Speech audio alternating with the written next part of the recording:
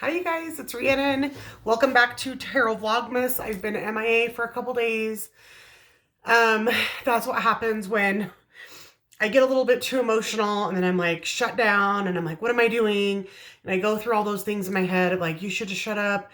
You talk too much. We all have those ego insecurity moments where, for me personally, being vulnerable, sometimes it comes really easy because, literally things just fall out of my mouth. But every once in a while, I'll hit a nerve and I'm just like, why did I open up like that? Because sometimes I view vulnerability as a weakness, as we all sometimes do. So anyway, I'm very far behind now. So on this video, I am going to be doing 7, 8, 9, and 10. So 7 is share a spread that I love and why. 8, what makes me quirky and unique. 9, what sparkles in my life. And then today, 10, what temptations do I offer others? So as far as number 7, which is share a spread that I love and why, I don't do a lot of spreads. And so for me, it's just a 3-card spread.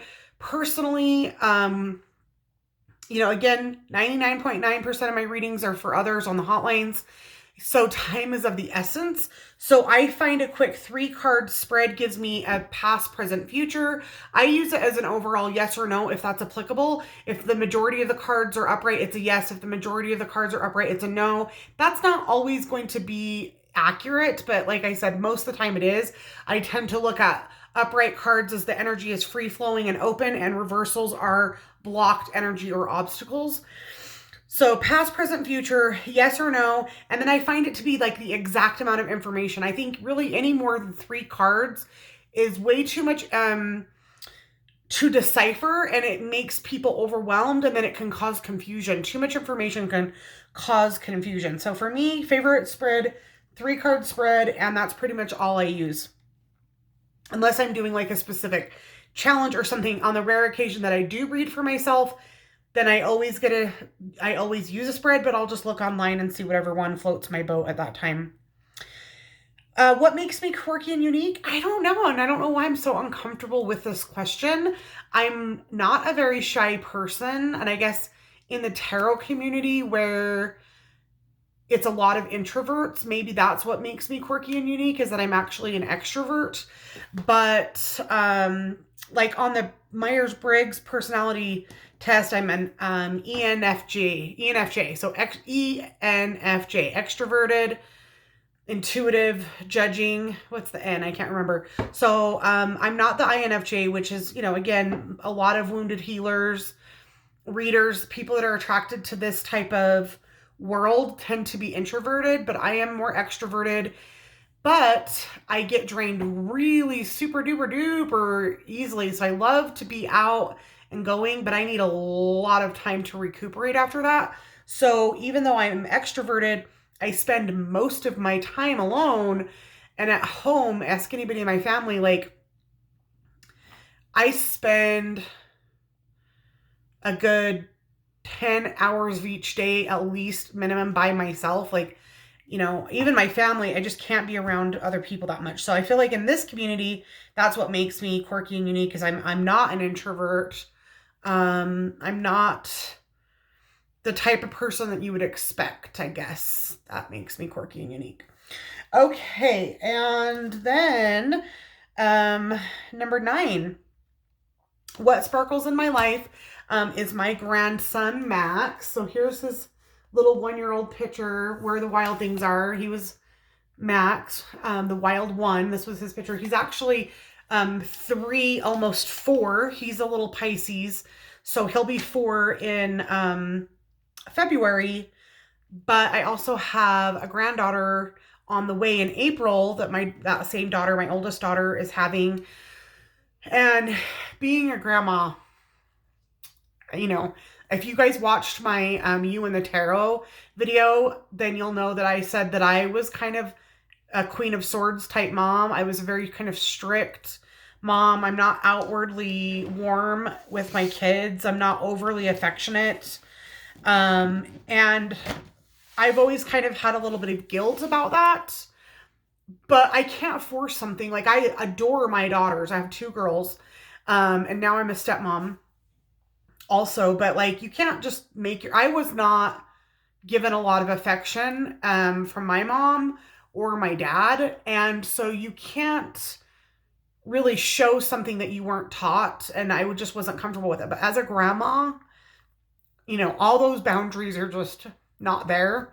And it's definitely a second chance to do a lot of things better. So anybody who's a mom, I'm not trying to be emotional again today, but anybody who's a mom who has regrets, and I'm sure any mom would, just look forward to the day that you get to be a grandparent and you get to have a lot of redos and redemption. So my grandbabies are what sparkle for sure in my life. And he just barely left, and I'm actually kind of doing a quick video because his Christmas program is in like half an hour. So I'm so excited. Go listen to him sing all the Christmas songs. And then number 10, what temptations do I offer to others and that I feel like a lot of others don't? And maybe this is also what I could look at that makes me unique. I've kind of touched on it briefly in a couple other videos. Third-party readings are a lot of times a big taboo in certain circles of divination, and that's the majority of my practice. I do third-party. I will look into pretty much any question that a client asks. Now, on the hotlines, you're not allowed to answer anything legal or health, but like in my personal reading practice, I would. Like, there's really nothing that I wouldn't ask.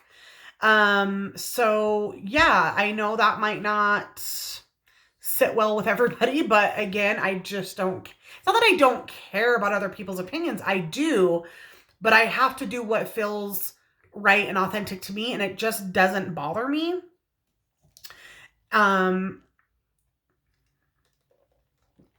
I can't really explain why, but so that can be, I hope I don't offer it in order to tempt people into asking questions that they normally wouldn't. It's just that it's a service that's needed, and I feel that service. That's how I look at it. You know what I mean? I am a believer of, more of the hermetic, principles of this universe. And so I tend to look at things in the gray area and not so much, just the black and white of things. And, who's to say what's right and what's wrong? There's definitely a polarity. So there will be things that are right and wrong, but who's to say what is what? And I try to walk the middle path. So yeah. So that is, now we're all caught up with the Tarot Vlogmas. I just wanted to mention that I'm just loving, watching everybody's videos. And, of course, I'm gushing over Candy Soul and, Soil's, like, montage to the tarot community. And I just think that was so amazing. And I am so happy to be a part of it. Although I have had a YouTube channel for a very, very, very long time, and I've been doing tarot on YouTube for about 5 years now, I was more focusing towards like doing readings for others. And now I'm finally just like wanting to talk tarot and be part of this community. And I've just had nothing but great experiences so far. I've been welcomed with open arms. I've already met so many amazing people, and my heart overfloweth even in this, season where I typically, being the Grinch that I am a bah humbug. So I'm, super glad to be a part of this. Love watching Erase's videos, and we will see you guys hopefully tomorrow for day 11. Bye.